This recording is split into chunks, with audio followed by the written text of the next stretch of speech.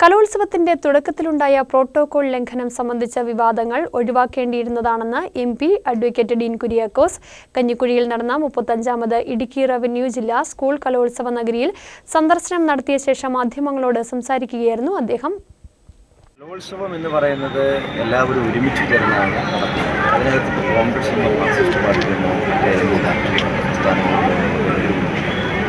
അപ്പോൾ അതിനകത്ത് ഏതെങ്കിലും തരത്തിൽ എന്തെങ്കിലും പരാതികൾ ഉണ്ടായിട്ടുണ്ടെങ്കിൽ ആ പരാതി പരിഹരിക്കാനുള്ള സംവിധാനങ്ങൾ സാഹചര്യങ്ങളുണ്ട്.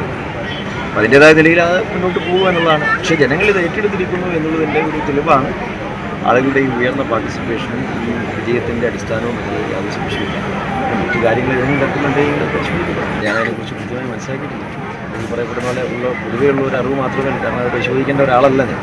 അതിനെക്കുറിച്ച് അധികാരികൾ അതിനെക്കുറിച്ച് കാര്യങ്ങൾ മനസ്സിലാക്കി പരിശോധിച്ച് അഭിപ്രായം പറയട്ടെ. കാരണം അത്തരത്തിലുള്ള ഒരു ആരോപണം ഉയർന്നു വരാൻ പാടില്ലാത്തതാണ്. അപ്പോൾ അത് മേലിൽ ഉണ്ടാവാതിരിക്കാനോ ഇനി അല്ലെങ്കിൽ അങ്ങനെ ഏതെങ്കിലും തരത്തിൽ ഉണ്ടായിട്ടുണ്ടോ, ഇനി ഉണ്ടാകാത്തത് അനാവശ്യമായ പ്രചരണമാണ് തെളിയിക്കപ്പെട്ടത്.